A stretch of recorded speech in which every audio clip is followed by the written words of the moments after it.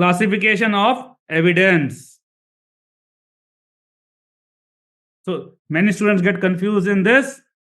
Based on there are two ways of classification. Don't get overlap. One is how it is produced, that is oral and documentary. Second is whether it is any interpretation is required, reasoning is required, or it is but obvious. Direct evidence means but obvious evidence.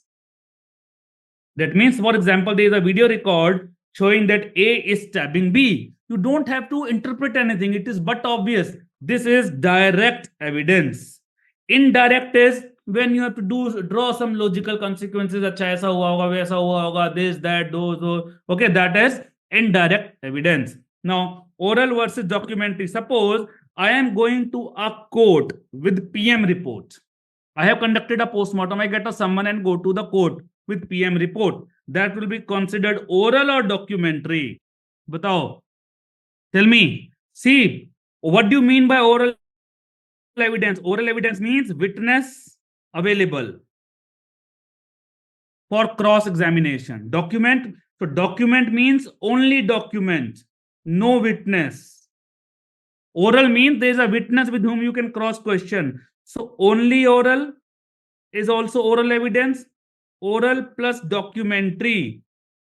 Suppose a person is going with document, then also it is an oral evidence only. Because the witness is available to cross. So document means only document. Clear? So normally which evidence is allowed in the court? Oral or documentary? Tell me. Question is usually it is oral is allowed because cross is possible. Document usually not allowed. But there are certain exceptions. There are certain exceptions where the documentary can be allowed. What are these? Suppose a case of dying declaration. Person is dead. What will you do? Then author of a book.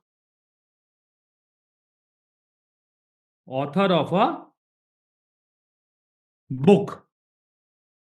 Okay, you will not ask, I will say that I am telling this from Reddy or Harrison. You will not ask Harrison to come and give the evidence. Then dying declaration, author of the book, or toxicology report, or chemical analysis report. Because why? Because in chemical analysis report, toxicology report, you will only say whether the toxin was present or not. Nothing to discuss. Okay. Then what about the medical evidence? Medical evidence is usually oral or documentary. See, the medical things are very subjective.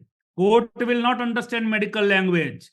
Court will like to discuss with the doctor. Doctor has to go to the court and do the BC. So medical evidence is always oral. You will have to go to the court to explain the things.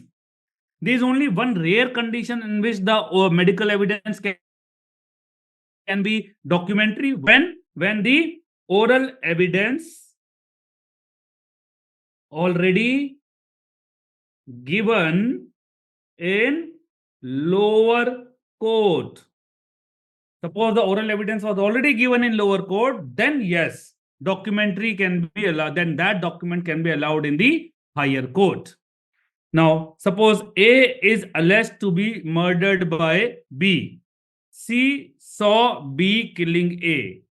This is which kind of evidence? See, this is direct or indirect? Tell me, C saw B killing A. This is direct or indirect? This is direct evidence. This is direct evidence.